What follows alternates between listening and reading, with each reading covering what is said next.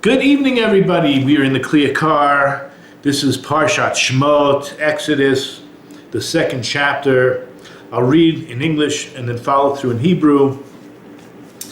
There's some very strange things about this verse. A man went from the house of Levi, and he took a daughter of Levi. What does it mean the person went? I mean, he doesn't have a name. Okay, that's not so strange. We'll have to deal with that.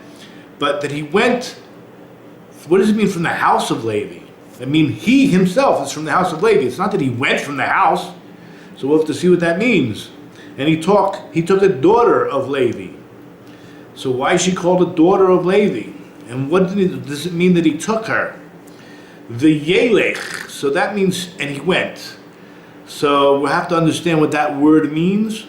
Ish mi beis Levi. From the house of Levi, meaning he was a Levi. The Yikach, and he took. What does that mean? Et bat Levi. We will be dealing with the next two verses as well, so I might as well, okay, let's go to Rashi. So Rashi immediately tells us some of the midrashim that we're very familiar with. That because of the astrologer's prediction that a Messiah will be born, Pharaoh wanted to head it off at the pass and kill all the male children. Okay, very nice. So Amram and Yocheved, that's who the man from the house of Levi is, and who he took was the daughter of Levi, which was Yocheved, and he separated from her. And Miriam, who was already born, said, "Dad, you're worse than Pharaoh." Now, how can that be? How can you be worse? Pharaoh has intent to kill all the male children, and you want to prevent everybody, even the females, from being born. He separated, and he was the Gadol Hador. He was a very prominent figure in the community. He was the most esteemed rabbi, and when he separated, everyone separated. Okay, that's how it works. What the rabbi does, you follow. So none of the Jews were having any children. Why? Because the Egyptians wanted to kill all the male children. But Miriam had such a very smart idea. Dad, okay, I mean, look what you're doing. You're ceasing the future of Am Yisrael. So you separated from your wife. He actually divorced her. So at this point, we're going to see that the word v'yelech also has a connotation of accepting advice. When you go after something, because it doesn't say a place that he left from or a place that he was going. So we have to intuit that, as in Psalms 1:1, it's number 16 on the source sheet. The praises of man, is that right? Yeah. Ashrei Ha'ish, praiseworthy is the man, Asher lo halach be'etzat rashoyim, who doesn't go, who doesn't follow the counsel of the wicked. Okay? So the word halach. So the Yelech, so we're going to understand that he followed the advice of his daughter Miriam, who was not more than 6 years old at the time, and yet she was very smart. And he took her. The word the Yikach, he took her, but that is a signal word for marriage. Kicha, as we learned in the Gemara, when a man takes a wife, it's a purchase like, and it's very deep. We learn it from Abraham, who purchases the Marat HaMachpelah, the cave of the patriarchs.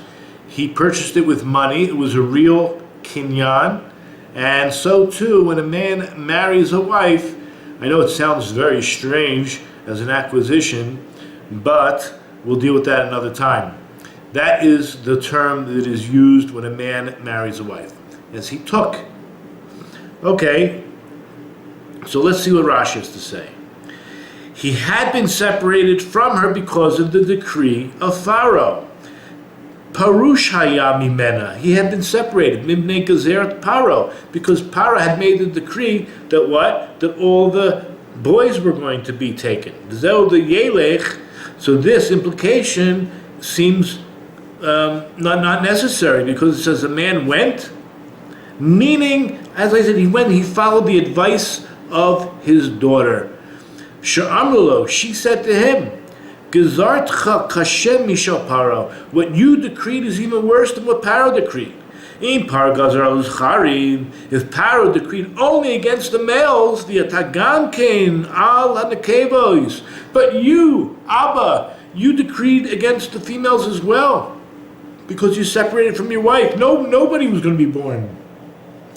And in response to his daughter's, I'll call criticism, Hazira v'aso ba likuchim shniim. He went ahead and he took his wife back and he married her through a proper marriage ceremony, because he gave her a get. He gave her a bill of divorce. And then we learn that Yocheved was transformed to become a young woman. Afi nehefcha liyot na'ara. Now we have to understand, she's 130 years old. So what does it mean she came like a young woman? She was already capable of having children, because she already had 2 other children born in the last 6 years. Whether it was Miriam and Aaron. Aaron was 3 years older, and the assumption is that Miriam was 3 years older than him. So we have, at 123, 124, it's not that she wasn't menstruating or capable of having children. It means that she became like a young woman, meaning beautiful, without any wrinkles. Okay, even though she was 130 years old at the time. Ubat meo shloshim shana hayata. That's how old she was at the time of Moses' birth. How do we know this? Remember, she was the one who was born as they entered Egypt. The pasuk regarding her, if you want to go to Genesis 46:15 in a second, I think I have it on the page somewhere. It mentions that she was born in Egypt, but it doesn't say that she was conceived in Egypt. Where here we're going to see the verse that Moses was conceived and born. Usually people are conceived and then born, and many verses reflect that idea.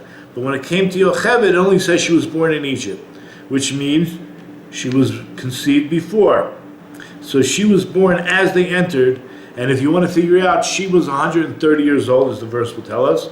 And how old was Moses? Moses was 80 years old when we left Egypt. So 80 from 130 was 100, right? We were in Egypt for 210 years. It says Radu. Okay, we could talk about that another time as well. We know we were in Egypt for 210 years, and if she was 130 when she gave birth, so we take away from the 210, the 80 years, you come out with 130 years. So as Rashi says, Shenolda bevon the Mitzrayim bein achoma. She was actually born as they entered the walls of Egypt. Matayim ve'eser nishtu sham. We were there for 210 years.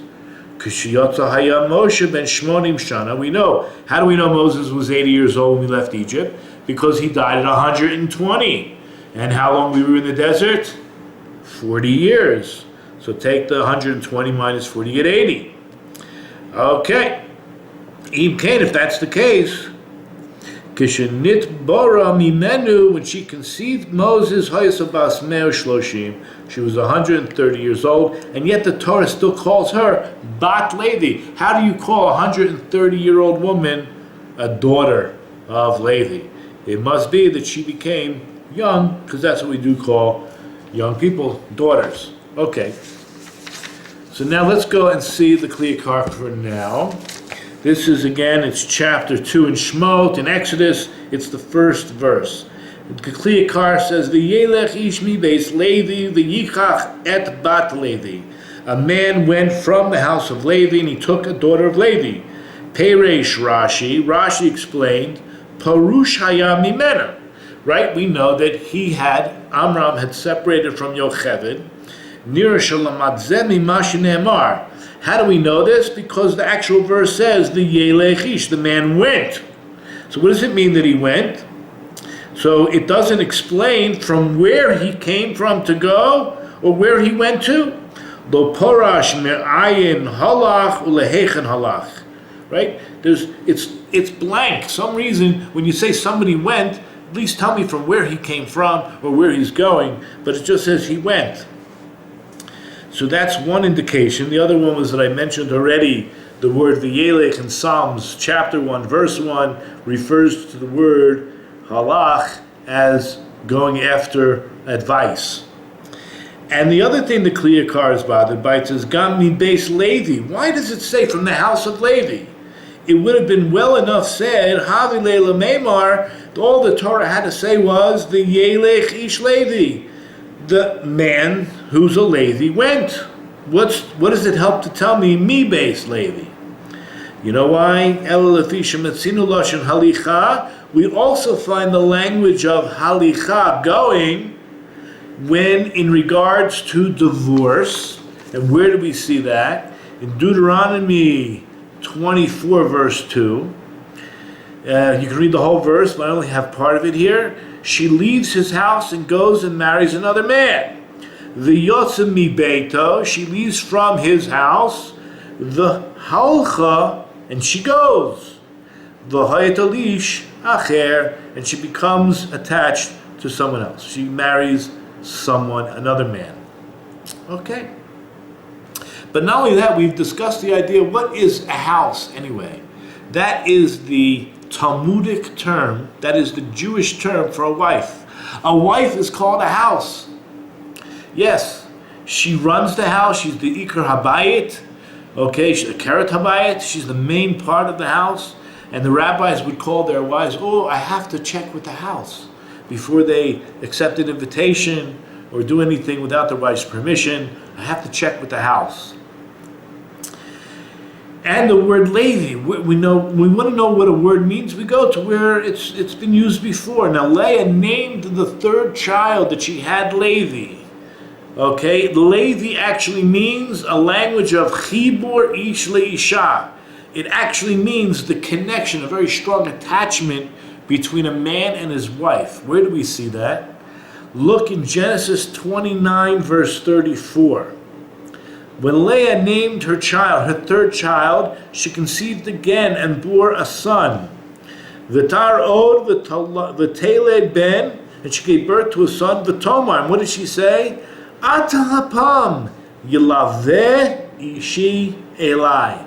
Now this time my husband will be attached to me. She felt a stronger attachment. It just happens to be a fact that many relationships will become much stronger and attached to each other through the birth of children. Okay? So she felt this. This is what she felt. And that's why she named her third child Levi. L'chach amar, that's why our verse says, the Yelech ish mi beis Levi, that the man from the house of Levi went, shehalach lo min beito, he actually left his house, meaning he got divorced. Dahainu ishto, he left his wife, he left min achibur, asher nitla velo, from that relationship, from that connection and bond in which he was attached to her, and afterwards he remarried her, v'yichach et bat Levi. V'achach chazar, he returned and took her as a not as a second wife, but as a wife who he remarried. The yichach et bat Levi, and he took the daughter of Levi. Also ba likuchim shniim. He actually remarried her under a chuppah and a new ketubah. Ki bezehapam yilave aleha isha harishon. This is like what Leah even said. The idea is that she became attached to him, he became attached to her like he did originally. And that's what it means, et bat Levi. So later on, of course, we're going to find out and know that it was Yocheved. Look at, for example, Exodus 6:20. It says, Amram took Yocheved, his aunt, as his wife, and she bore him Aaron and Moses. We also know that Miriam was another sibling, and the years of Amram's life was 137 years. Now, think about this.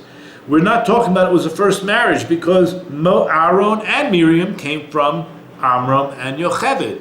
It's very clear, even though the names are not mentioned here, that he is taking her as a wife to reunite and give birth to Moses, whereas Aaron and Miriam had already been born from the same relationship, I mean the same partnership, but there was a break during the time that the Jewish people were afraid to give birth to anyone lest Pharaoh kill them, and Miriam came and said, "Why, you're worse than Pharaoh. It's not a good idea. Continue to have children." I'm looking here. If you want to look anyway, if we look at Genesis 46:15, these are the sons of Leah that she bore to Jacob and Paddan Aram and Dinah's daughter. All the souls of his sons and daughters were 33, but if you actually count them, there's only 32. We're talking about who went down to Egypt, and it was Yocheved who was born between the walls. She was the 33rd person who was born, and meaning it adds up to the whole number 70. There were 70 souls that went down to Egypt. We can also see in Numbers 26:59, the name of Amram's wife was Yocheved, the daughter of Levi. Okay, we're talking about the same couple whom her mother had born to Levi in Egypt. But it doesn't say she conceived and was born. It was only born. She born to Amram, who? Aaron, Moses, and Miriam. So there's no question that they had been married and had children before. And you can look at the Rashi, how you come out to the number 70. Okay, so now we're going to proceed with the second verse. And it says, I'm actually going to read a little bit of the third verse as well. The woman conceived and gave birth to a son. She saw that he was good, and she hid him for 3 months. V'tahar ha'isha, yes, she conceived, v'taled ben, and she gave birth to a son. And we're going to assume how you give birth to an infant. V'tera oto, she saw him, ki tovhu. How many people in the Torah does it say that they're good? I mean, you know, you just take a look at them, and it says she saw him, and he was good. So where do we see else in the Torah when you look at something and you say that it's good? We see by the creation, God saw the light, and it was good. And then Vatitz Penehu, she hid him, Shlosha Yerachim, 3 months. Okay, we have two different words for the moon, or for the word month. The word moon either is Lavana, which means white, Livana, which means the moon, or Yereach. Or when we talk about months, we use the word Chadashim, Chodesh, because of Rosh Chodesh. It's a new month, new moon, and they have a whole new month. So here you're talking about 3 months. She hid him for 3 months. Let's read the beginning of the next verse. After 3 months, she couldn't hide him anymore. She was no longer able to hide him, so she took him. Okay, we'll talk about that later, but she made this little ark, and she placed him in the river. So the verse says in Hebrew, Lo yochla od hatzpino. She was no longer able to hide him. Okay, so let's talk about what the Kliyakar has to say. V'tero toki tovhu. She saw, we're going to focus on that word, she saw that he was good. The word tov, ki tovhu, for he was good. So the Kliyakar tells us, Shenitmale kol habayat ora. The entire house was filled with light. Can you imagine giving birth? Remember, the Egyptians were killing these boys off, and the parents got together anyway based on the advice of the daughter, and the whole house filled with light. So that's good. How do we know it's good? I mean, what does this good represent? Go to Genesis chapter 1, verse 4. God saw the light, and it was good. Vayar Elokim et haor ki tov, for it was good. Now, it was for this very reason that she actually hid him, because of the light. She didn't want to get caught, meaning she didn't want her child to be killed. So she hid him because of the light. It could be the light is what saved his life, but nevertheless, he was born with light. Umitam zeh hitzpina oto, and it's for this reason that she hid him. Ki yira shema yiru hamitzrim haorhu. She was afraid that maybe the Egyptians would see this light. V'alidei haor, and it's through the light, yiru gam es hayeled, that the Egyptian would end up seeing the child. Therefore, Lekach hitzpina oto yoter mikol hayoladim. Therefore, she hid him more than all the other children. Remember, if it wasn't just Amram and Yocheved that stopped having children by separating. When Amram and Yocheved separated, all the Jews followed suit, and they all divorced their wives, and they all stopped having children. So when Amram and Yocheved got back together, again they followed suit, and they all remarried their wives. So there must have been a lot of children being born. But the truth is, Moses was born 3 months early. So now in the Talmud it tells us that a 7-month baby is likely to live, meaning the gestation period for 7 months. An 8-month baby will have a hard time surviving. The mortality rate is much, I forget how it goes, higher or lower. We have a nurse in the audience. We're talking about the survival rate for the 8-month-old baby is not as high as a 7-month or a 9-month full-term baby.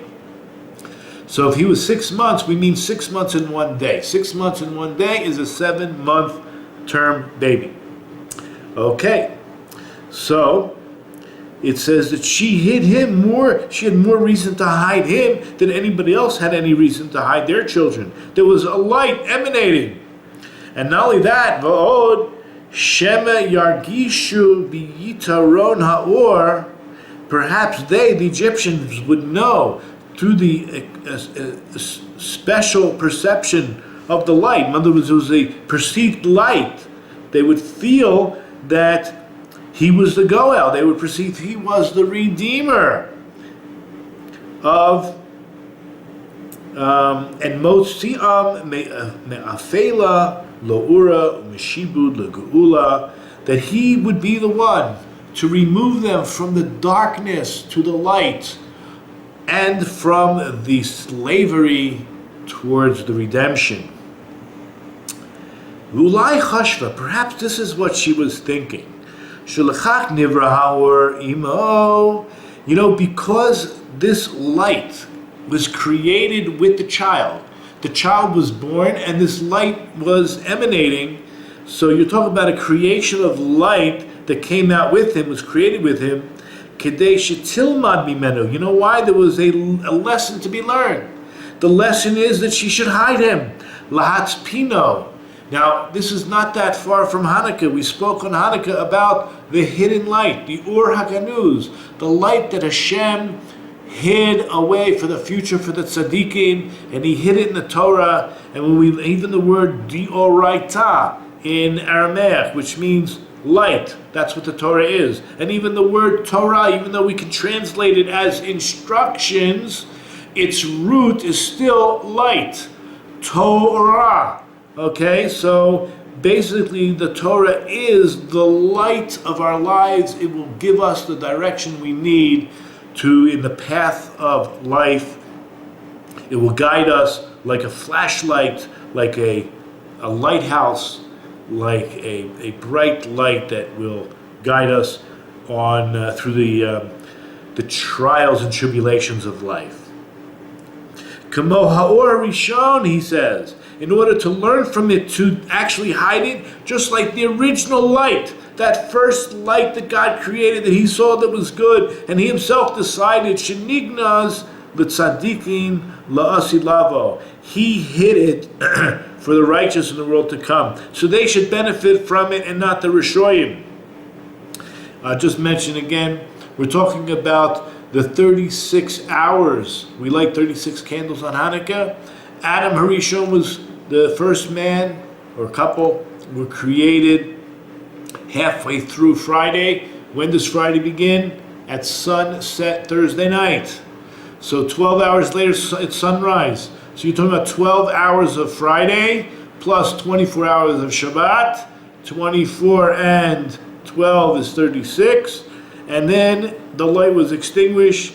And what do you have? That's why we know that Adam, the first man, created fire. And during Havdalah, we light fire as part of the ceremony, remembering that Adam, the first man, created fire Saturday night, as soon as Shabbos was over. So Adam himself benefited from 36 hours of supernal light, which was then hidden. Now, why 3 months? I gave a shiur a few months ago called the Holy Trinity of Judaism. Okay, you can refer back to that. So Misvar Shlosha Yerachim, she hid him for 3 months. This also hints, Remez, She'ur HaTorah, this hints to the light of the Torah. Haya Ganuz, it was hidden until when? Ad Hayareya Hayerach Hashlishi, until the third month. When was the Torah given? It was given after 3 days of separation, on the 6th of Sivan, which would be, Sivan is the third month, by the third child, Moses, who was born 3 months early. Okay? We can go on and on, but that's for another shiur. The Holy Trinity of Judaism. It's Sivan. Kamosha lamdu mi pasuk. How do we know about this hidden light that should be held over for the righteous? Look in Proverbs chapter 2, verse 7. Yitzpon liyasharim tushya. The whole verse, let's see. I know I have it here on the source sheet. To find it. Proverbs, here it is. It's number 22. He lays up sound wisdom. What is sound wisdom? Tushya, for the upright, and a shield, magen, for those who walk with integrity. But Yitzpon, it's a double language of being hidden. Oh, it mentions in Rashi, when was the Torah given? In the 26th generation. 26th generation. What is the number 26? That is the gematria of Yud and Hey and Vav and Hey. God's name in the simple gematria is Yud Hey Vav Hey, is 26. 26th generation, the revelation of God came to the world in the sense of the Torah. Somebody gave me a book, I forget the title, but something, 26 reasons why Jews do not believe in Jesus. What was Bob? What was the name? What was the title? What was the name of the author? Asher Norman. Asher Norman. So you hear that, guys? You can buy that book. It's still in print. I highly suggest it. Why does he give 26 reasons why Jews don't believe in Jesus? So if you read the introduction, you'll find out why. But I think I'm hinting to it now. Okay. 26 generations. Okay, where are we? Back in the Kliyakar. So then the verse says, Lo yachla od hatzpino. She was not able to hide him anymore. So this child, he was a very special child, but there was this light emanating. So what do we see later on? When Moses is on the mount and he's at the burning bush, and God tells him, it's time to remove your shoes. You're on holy ground. He says, Shal na'alecha. We saw this word shal last week as remove, right? We talked about the idea of shlal, the spoils. We talked about that at length with Binyamin. But here, the word shal means to remove from upon right? Your shoes, me'al raglecha, from upon your feet. That Moses, Shemosha haya mishulal min hachamliriyut. Moses was a type of person who was entirely removed from physicality. How else was he able to be on a mountain for 40 days and 40 nights without eating and drinking? And when he came down, he needed a veil. At least the second time he came down, his face shone like the sun. But even when as a child, his whole body shone, is that a word? Shined. That Moses was completely removed from any physicality. Hayameir mikol shnei chelkav. He actually emanated light from both parts of him. Remember, we all have a soul, and people can see auras. Even think about the word an aura. It's light emanating from the person. So there are people who can see and sense the aura, the light that is emanating, but that's from the soul. What about the body? Okay, his whole body shone, and habayet enushi shalom male ura, his human vessel, the house of his person. That's what the translation of habayet enushi. His human vessel, his body, was full of light. V'neis zeh, this miracle, yokiach al muhuto la'asi. This was a miracle that would prove or show proof about his future destiny and the essence of what will be in the future. And so when he was told to remove his shoes from upon his feet, it was talking about you have no need for your physical body. Okay, we'll go on to the last paragraph. Actually, it's not the last, second to last paragraph. Nira sha'al mitziot urzeh shenolad imo kativ. It seems, regarding the essence of this light that was born with him, we said it came out with him, right? When he was born, this light was part of him.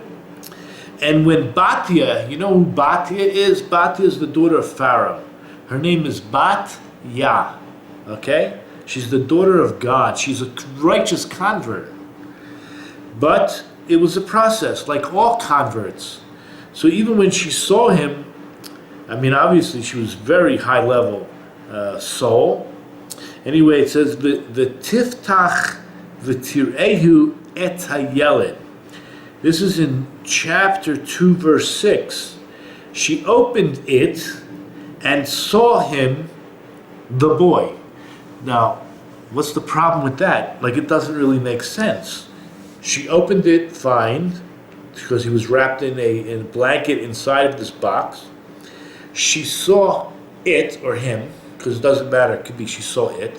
She saw him, the boy. Et hayeled.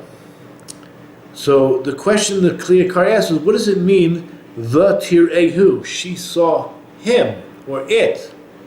So the rabbis teach us in Gemara Sota, Shira'ata Shechina imo. She saw the divine presence with him, with the boy. She actually saw God, meaning the light. Ushchina man dacha shmei. Where does it come up with the idea of the Shekhinah? Where does the name Shekhinah ever even appear in the verse? What does it mean? It just says, she saw him. So the word v'tirehu is actually talking about the essence of the light that we mentioned earlier. With the ki tovhu, she said, it was good. It was good. That's what she saw. That's what she saw. Koi al mitzias ha'ora asher hizkir lefanim biamru, when he said ki tovhu, that it was good. V'ota or, and it was that very light, ra'ata im hayel, that she saw with the yel. Because what does the word et mean? Et can be non-translated. Et can mean with, et, right? Or it can mean and. So if it means im, ayin mem, with the yelad, she saw it, et hayelad, with the yelad. She saw something light with the child. Ki et mishamesh bimkom im, sorry. Because the word et is actually used in place of the word with. So now we can understand. She opened it and she saw it, or him, with the child, meaning the light, the Shekhinah, the divine presence. Now this is very strange, because the Medrash also tells us through the verse. You'll see the verse, you'll see it clearly. Let's go back to chapter 2, verse 6. It says, she opened it and saw him, comma, the boy, comma. And behold, a youth was crying. I mean, come on, that's what it says. A youth was crying. She took pity on him, and she realized this is one of the Hebrew boys. Now, why does it say a youth was crying? He appeared like an older child. He didn't appear to be 3 months old, and he certainly didn't appear less than that. It had to be that he looked like at least a 6, and whatever a youth is, I'm going to say between 6 and 12 years old, 13 years old. That's what we would call it, a nar, a young lad. Ki nitchabru yachad hayeled v'ha'or. You know why he appeared as an older child, not an infant? Because he was totally connected with the light. That the light connected between the child and the light. There was a ki nitchabru yachad hayeled v'ha'or. And that's what it means when it says v'tirehu, she saw him, meaning to say the light. That's true. And when it says Ehyeh, it means with the child. And then it says, behold, a youth was crying. Hine nar bochem. Hayanira kenar. He definitely appeared like an older than an infant, like a youth. Bechizu al shem. This crying is based on the idea that this is going to be very deep, and I want to spend enough time talking about it. In Psalms 91, verse 15.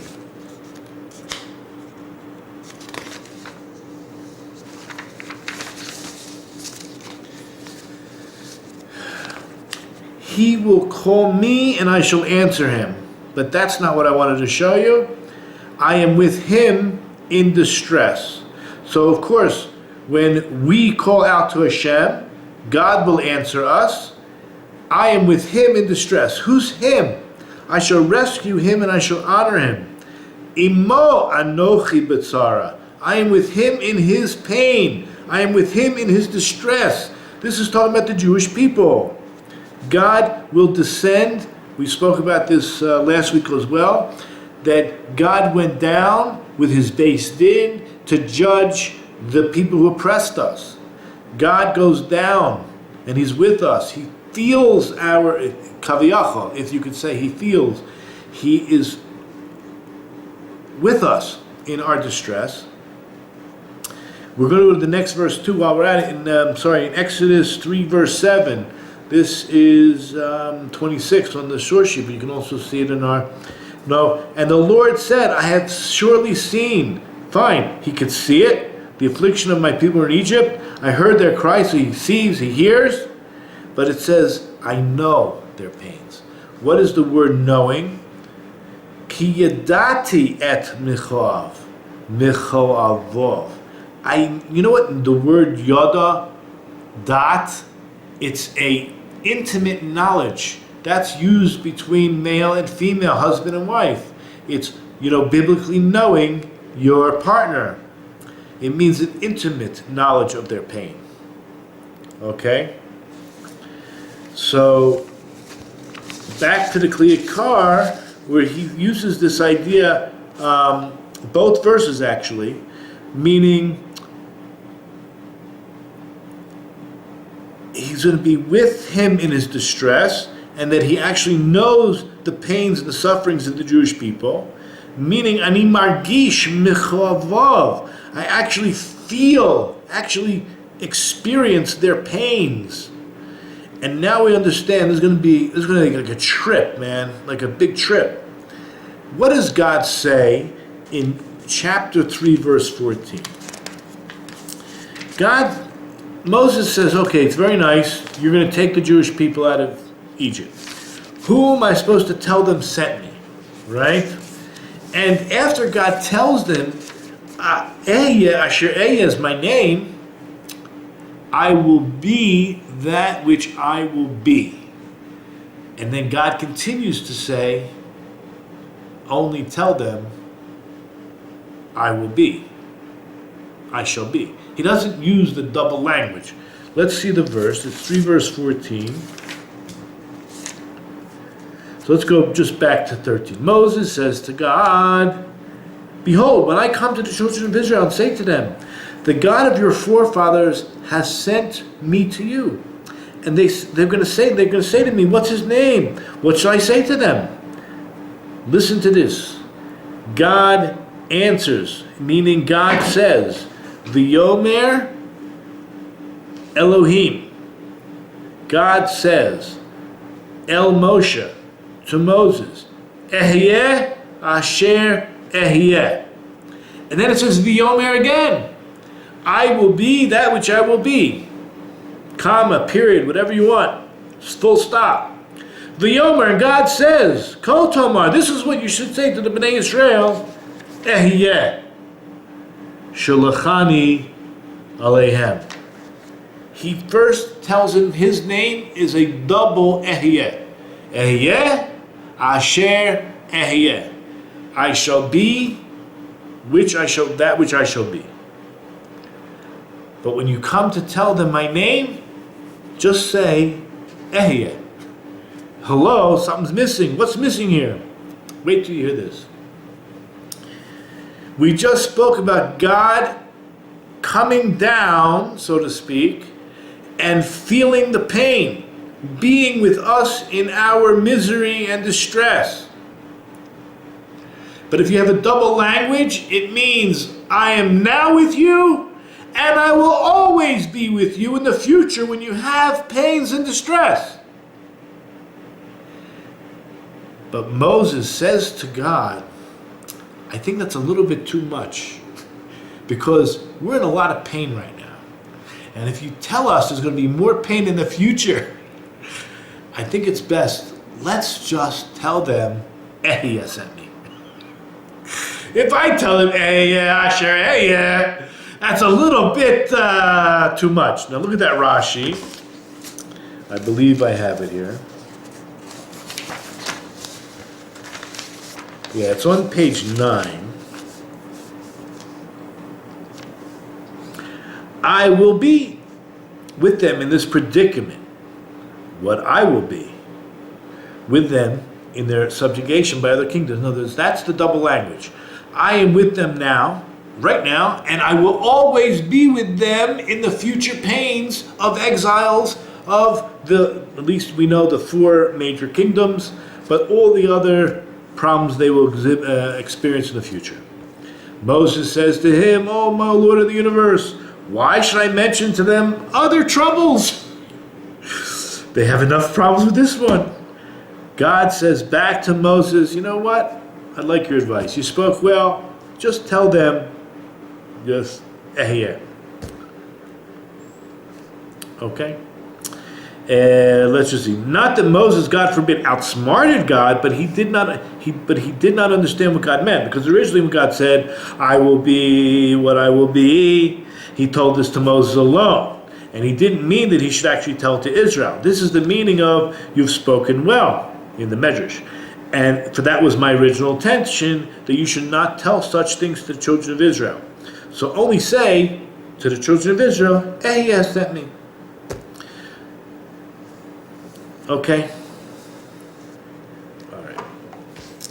So the Clear Cut finishes off by saying that this idea of Ehyeh Asher Ehyeh is ki b'tzaratam gam lo tsar.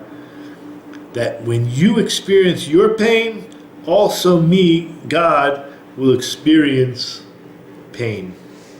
That's what it means. Okay, the last piece. Yesh omrim. Some say, Shalachach nishma kolo kenar. Not only did he appear as not an infant, but a youth, but he had the voice of a youth. Remember, he was crying. Kedei shetichshov bas Paro, in order for the daughter of Pharaoh, who's the one who saved this child, to know to think, Shenolad Mizman Rav, that this child was not just born in the last 3 months. Because we mentioned about the astrologers. The astrologers were telling Pharaoh to make sure to kill all the newborn child around this time that the baby was supposed to be born. But if the baby appeared older, then it wasn't a threat to the political establishment of Pharaoh being the Messiah, being the Redeemer of the children of Israel. The Imlo Cain, because if that was not the case, Lo Tatzilo to misafek, she might not have saved him out of a doubt. Because if you look at Rashi on verse 122, which is the last source on page 9 and 10, see it says, Pharaoh commanded all of his people, saying, every son who is born you shall cast in the Nile, and every daughter you shall allow to live. So Rashi says regarding that verse, even though it says, V'yatzav Paro l'kol amo, it says Paro commanded all of his people. He was actually having the sons of the Egyptians killed as well, because it wasn't clear to the astrologers if the child would be born from the Jews or from the Egyptians. And in fact, there's a little bit of a mix-up, a shake-up, because Pharaoh's daughter actually adopted Moses, and so it wasn't clear from their perspective, was it a Jewish boy or a Egyptian boy? Obviously Moses could fit almost both, because Pharaoh's daughter actually adopted him. And when you adopt somebody, it becomes like your son, like your own flesh and blood, so to speak. Okay, so let's look at that Rashi. He issued this decree upon them as well, meaning the Egyptians. On the day Moses was born, the astrologers told him, today the one who will save them has been born, but we do not know whether from the Egyptians or from the Israelites.